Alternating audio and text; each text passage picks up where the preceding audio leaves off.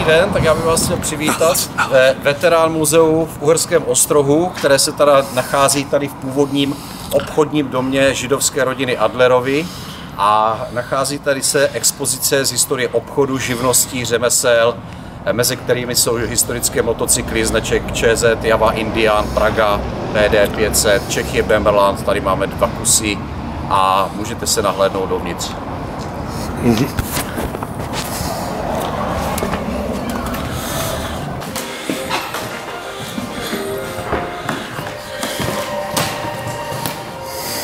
Takže tady byla hlavní část Adlerova obchodu. Byl to obchod železářským a koloniálním zbožím v Uherském Ostrohu.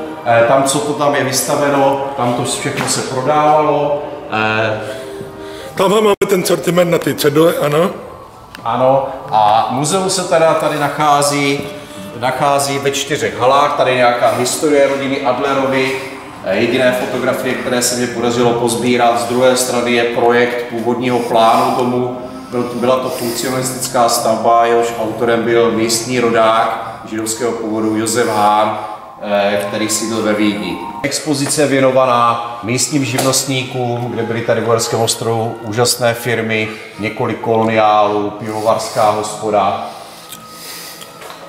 Velice zajímavá firma tady byla Jan Pařízek, hodinář, mechanik, který měl již v roce 1898 tříkolku, zřejmě de Dion Bouton, kolo s prvním motorem. A vyráběl teda ten sortiment? Ne, on byl jenom hodinář a mechanik. Na tomhle se vyráběla káva? V tom se pražila káva, tam se zavřela. Zavřela se tam, zatopilo se, do té koule se dala káva a otáčelo se, pražilo se. Dále tady v Uherském Ostrohu byly velice zajímavé firmy. Václav Blumenstein, strojník a mechanik, který měl vlastní čerpací stanici, opravoval samozřejmě všechno možné od rádií, kola hlavně, jsem tam nějaký motocykl. Naproti hned vedle toho domu sídla firma Josef Kozlík, která vlastně oni svým způsobem konkurovali, každý dělá něco jiného. Tady je krásná původní cedule, autodílna, strojírna, Josef Kozlík s aerodynamickým vozem Tatra. Tak. Tady je automobil, tento automobil si zahrál ve filmu Velká sázka o malé pivo, kdy Kaiser s Lábusem s ním hráli, jezdili. Měli jsme tady v Uherském Ostrohu na náměstí trafiku, tak je tady udělaná podsta takové trafiky Aloise Lavary. Zajímavé jízdní kolo s sajdou. Prvorepublikové kolo se šlapáním v sajdě od firmy Martin Urbánek, strojírna Veselý nad Moravou. To bylo tady vedle Uherského Ostrohu. A tady je taková expozice věnovaná motocyklům z 60. let, aby to bylo rozděleno. Jsou tady zajímavé motorky Čezeta. Slangově, prosím vás, přezdívaná prase.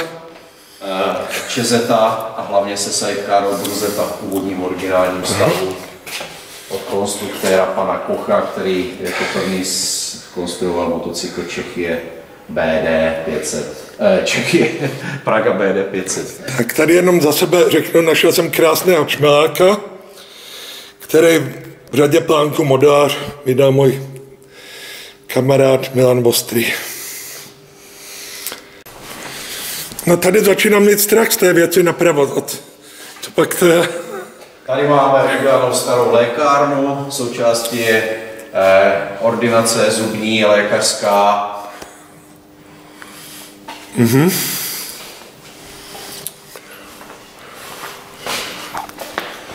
A křeslo vedle? Tady jsou původní zubařské křesla, takže pokud nemůžete sehnat zubaře, my tady přijímáme nové pacienty. Ano, takže kdo by měl problém, že jeho zubař dentista má plno, může přijít. Tak, tady je expozice věnovaná našemu místnímu rodákovi Zdenkovi Galuškovi, který vlastně byl byl spisovatel, Holič Kadeřník, spisovatel, malíř, ilustrátor, Slovácko se soudí a nesoudí, knížku napsal. Tady naproti Uherském Ostrohu byl soud, tady hned naproti muzea měl svoji hornickou oficiu a lidi z toho soudu sem chodili a stříhali se a tam pochytával všechny ty svoje ty příběhy těch lidí a zapisoval je a potom vydal. Podle kterých se to točilo. A i jsem natočil potom seriál Slovácko se nesoudí. Tak a jdeme do poslední místnosti.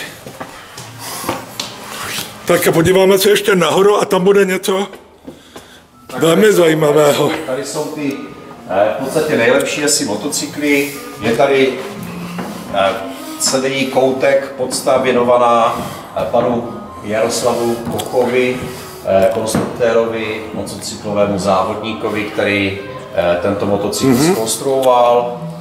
Jeho BD z roku 27 je tady dochované v původním stavu. Vedle hned se nachází jeden z nejlepších motocyklů Čechy, je Beverland, dochovaný v naprosto původním originálním stavu od výrobce Albin Hugo Líbíš z Krásné Lípy, později Kunratice u Šluknova. Tak, kdybychom ho zatřídili do té typové řady, je to ten dlouhý, kterému se říkalo, tuším, Mamon, nebo... Je to ten klasický nejznámější model, 600, obsah 600 kubických centimetrů. No a skončíme tam tím exponátem. Tady je udělaná vlastně jako taková podstatou panu Adlerovi, tady asi v této části měl svůj kancelář obchodního domu a tady je motocykl Indian Prince 350 z roku 1926 v naprosto původním originálním stavu. V podstatě tam vůbec nic nechybí. Pán ho objevil někdy ve 68. roce a 40 let ho měl doma, vůbec na to nešáhl, takže úžasný. Naprosto. Vedle je taky jeden z nejvzácnějších kousků, čezeta dámská bezrychlostní, v naprosto původním originálním laku, autentickém stavu, jeden z nejlepších dochovaných kusů. Takže já moc děkuji, a kdy se návštěvníci mohou sem vypravit do Uherského Ostrohu. Muzeum v Uherském Ostrohu teď přes léto je otevřeno denně, vlastně od 9:30 do 17 hodin, veřejně přístupné. Je to dům, který vlastně můžeme se pát ještě nahoru, jsou tam dva původní byty rodiny Adlerovi a nahoře terasa s krásným výhledem na zámek. Takže všichni jste zváni a já moc děkuji.